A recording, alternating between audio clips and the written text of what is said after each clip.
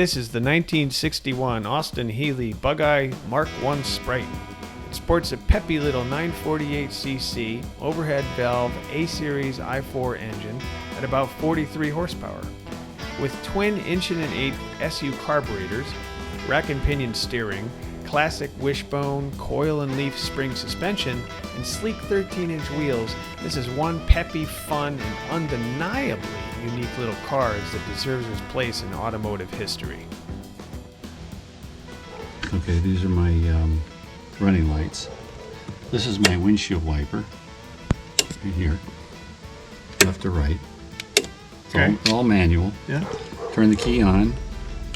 All these are all new. My dashboard's all new. And then to start it, I gotta push the clutch in. And this is the starter. And it takes a minute.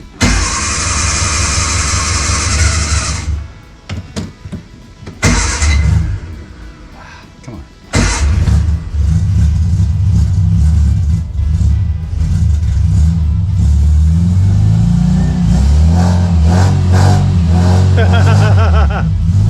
That's cool. And then it's got the new horn. I had him put a loud horn. Oh, nice. New windshield wipers. There's no radio on this or anything. Windshield wipers, heater, which is minimal. This is windshield wiper fluid. You push that. So windshield wipers? Yep. What's this again? Signal. Signal. See? Yep. But you got to remember to turn this off because it's all manual. What's this? Starter. The Mark I Austin-Healey Sprite was a small open-top sports car which was produced in the United Kingdom from 1958 to 1971. My dad's car we're showing here is the 1961 Bugeye Sprite model, designed by Donald Healey of the Donald Healey Motor Corporation, who soon merged with BMC, British Motor Company, announcing this cool little sports car to the press on the 20th of May 1958, shortly after that year's Monaco Grand Prix, when all the hype was up for these cool little sports cars around the world. Some of these cars open this way, right? Okay. They open this way, and there's straps on the side, and that's what these holes are for right here. The straps connect to this, but this is a plug, so mine opens up from the front. And so mine is more original. See this right here? Underneath here, there's a... Oh, the latch. Yeah, so you undo this, like so, like that, and then the whole thing lifts up.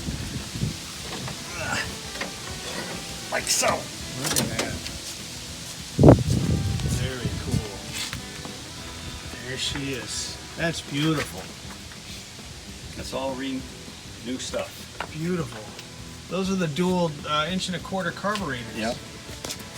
Very nice. And then all the wiring, see the wiring up there? It's all redone. All new wiring throughout the whole car. He kept the original radiator on because he said there's nothing wrong with this radiator. I was going to have an aluminum put on. It was originally designed and created to be a low-cost sports car model that almost anyone could own and keep right in their own backyard or bike shed, as well as competing with other open-top sports cars of the day like the pre-war Austin 7 and many others.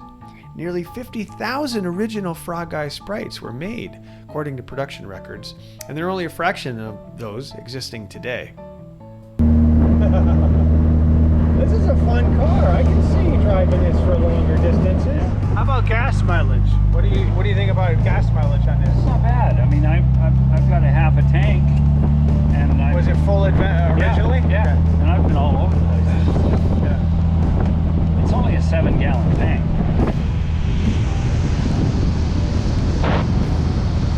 7 gallons. That's it. The Sprite was nicknamed Frog Eye in the UK and the Bugeye in the US because its headlights were prominently mounted on top of the bonnet, inboard of the front wings.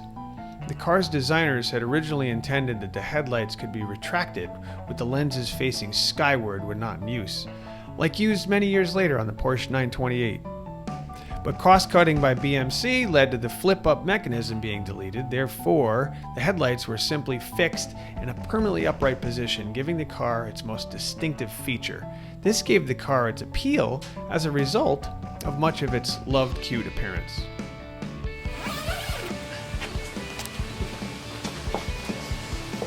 See here? See that? This is part of the top Yeah. that I can hook in. Oh, wow. Okay. Oh, I see. Yeah. And it goes right back.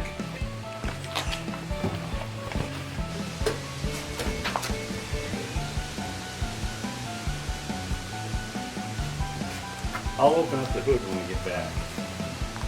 See, this unsnaps, unzips. And see this right here? See this bar?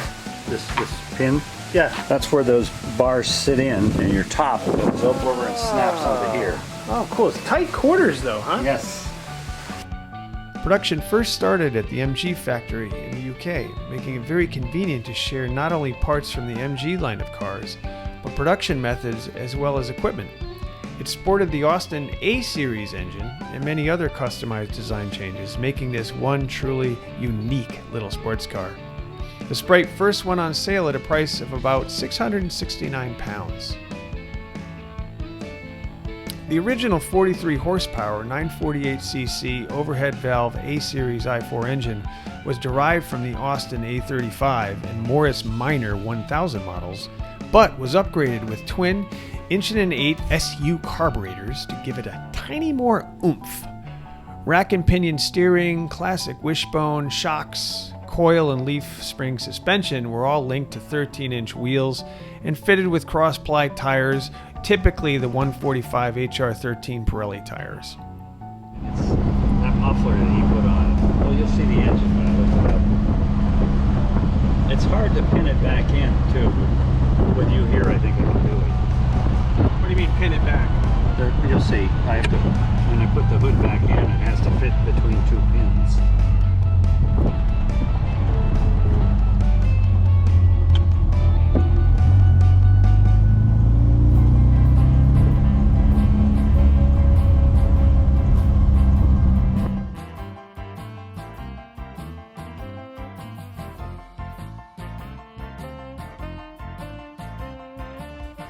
There were no exterior door handles. The driver and passenger were required to reach inside to open the door.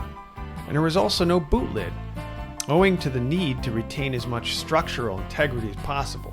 And access to the spare wheel and luggage compartment was achieved by tilting the seat backs forward and reaching under the rear deck, which left little room but enough for simple storage. The Sprite's body was designed by a man named Jerry Coker, and later alterations by Les Ireland, with a strong resemblance to the American 1951 Crosley Supersport. In fact, there were dozens of similar cars of the day throughout America, but more so in Europe, with this being a prominent style of vehicle. The challenge of providing a safe, rigid structure to an open-topped sports car was resolved by a man named Barry Bilby, Healey's chassis designer, who adapted ideas provided by the Jaguar D-Type vehicle, an awesome sports car of that time period. Rear suspension forces were routed through the body shell's pan floor, or floor pan. The Sprite's chassis design was the world's first volume production sports car to use what they called quote-unquote unitary construction, where the sheet metal body panels, apart from the bonnet, took many parts of the structural stresses. Later, there were other Sprite models that improved performance as well as changes in design.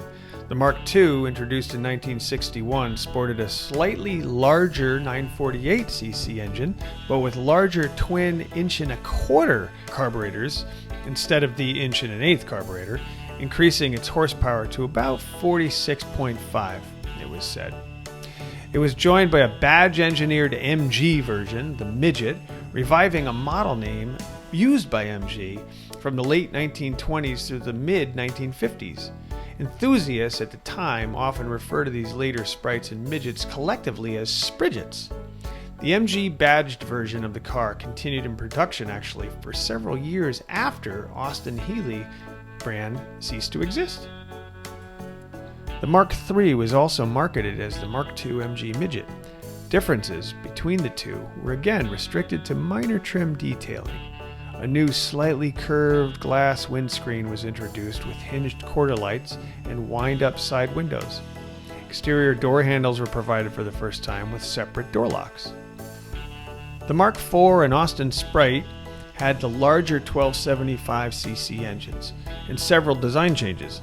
Most notable is the change from a removable convertible top, which had to be stowed in the boot, to a permanently affixed folding top of greatly improved design, which was much easier to use. The Healey connection was discontinued in 1971, so the final 1,022 Sprites were built simply as Austin Sprites. Today, the Austin-Healey Sprite continues to show up in classic auto shows around the world, and certainly in both collectors' garages and roadways, continuing the celebration excitement of one of the coolest cars ever made.